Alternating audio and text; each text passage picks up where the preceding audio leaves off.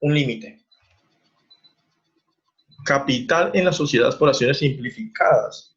Entonces, el capital en este tipo de sociedades está conformado por acciones de igual valor que no pueden ser negociadas en el mercado de valores o bolsa de valores.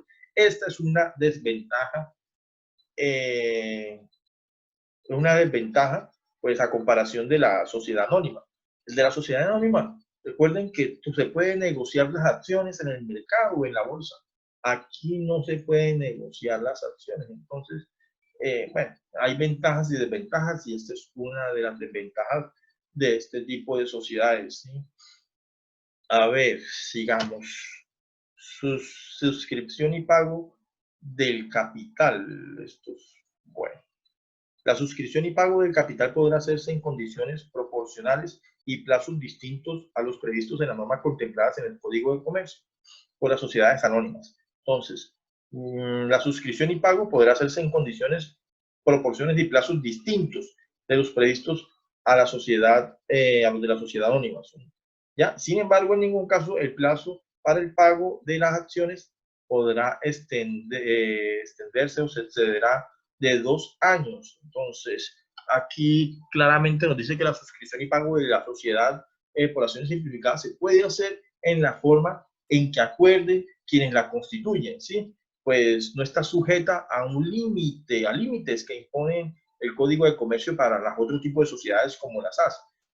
Sin embargo, pues, de hecho, aquí lo único que este artículo, pues, señala o impone es un límite de 2 años de plazo para el pago de las acciones, de manera que los socios tienen amplia libertad para acordar la suscripción y pago de las acciones, ¿sí? Entonces recuerden que en la otra, en la SA, se tenía que pagar al menos la mitad del capital autorizado, ¿sí? Y la tercera parte del capital cuando se creaba, ¿sí? Entonces se tenía que pagar al menos la tercera parte. Aquí no dice de qué manera se deba pagar, lo pueden hacer como quieran, pero sí da un tiempo, tienen 2 años, diferente a la sociedad anónima que tiene 1 año, ya que hay 2 años para que se haga el pago de este capital. Entonces, capital autorizado, suscrito y pagado, ¿sí? En la anónima, vuelvo a explico, en la anónima, el capital suscrito tiene que ser la mitad, o por lo menos la mitad del autorizado, ¿ya? Y el capital pagado tiene que ser la tercera parte. Aquí no hay esa diferencia. Usted puede empezar inclusive con 100.000, con 200.000, con 1.000.000 de pesos, ¿sí? Pero si usted llega a autorizar, tener un capital autorizado de, por decir, 2 millones de, no, autorizado no, suscrito de 50 millones de pesos, usted puede empezar con 1 millón, pero tiene el plazo de 2 años para pagar esos 50 millones de pesos. Bueno, reserva legal.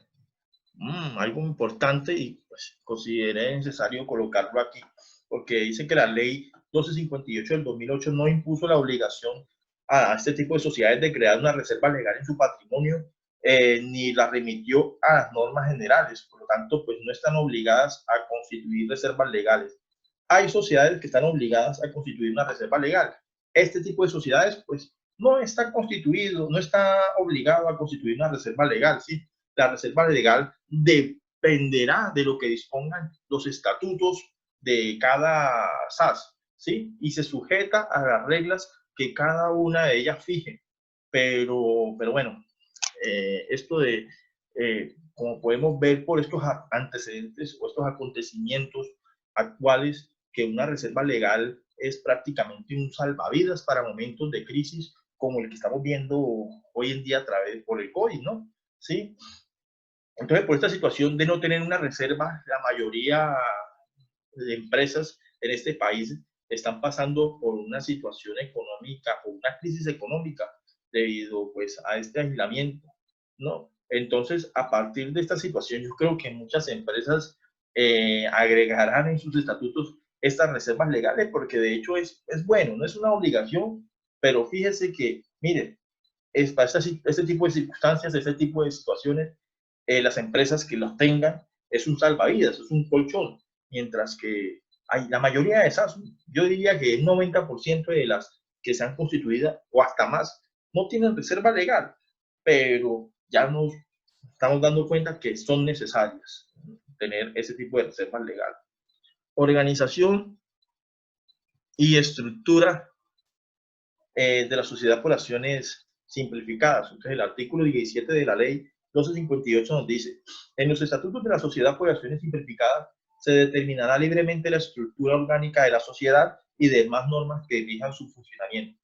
A falta de estipulación estatutaria, se entenderá que todas las funciones previstas en el artículo 420 del Código de Comercio serán ejercidas por la Asamblea o el accionista único y que las administraciones estarán a cargo del representante legal. Sí, como vemos, otra característica de la SAS es que la ley otorga amplia libertad para que conformen su estructura organizativa, ¿sí? Sin necesidad de apegarse a las normas del Código de Comercio aplicables a otro tipo de o a otras figuras societarias. Entonces, aquí tienen plena libertad. Quórum y mayoría en las sociedades por acciones simplificadas.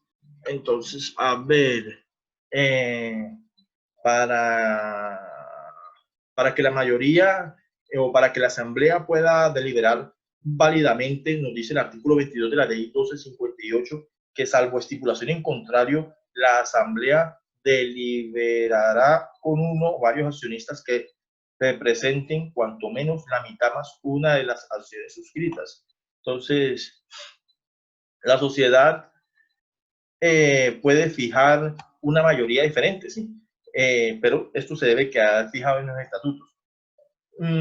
O si no, pues ya se entiende que para qué, para que en caso, bueno, que en caso que la mayoría como tal aquí, la mayoría es de la mitad más uno de las acciones suscritas, ¿sí? Pero se puede estipular otra cosa y debe quedar entonces dentro de los estatutos, si no va a ser la mayoría, sino el 70%. Entonces, esto debe quedar dentro de los estatutos. Junta Directiva de la SAS. Entonces, la Junta Directiva de la SAS nos dice que es opcional. Hay un artículo que es el 23, el que le sigue a este, nos habla o dice que no obliga a las sociedades por acciones simplificadas que se elija una junta directiva, ¿sí? Entonces es opcional, de manera optativa, y en el caso de que lo hagan, debe esto quedar o debe constar esto en los respectivos estatutos, ¿sí? Y ante la ausencia de esta figura de la junta directiva, pues las funciones normalmente competen las funciones de la junta directiva, pues le quedan al representante legal, ¿no? Entonces vamos a ver con lo que es la representación legal.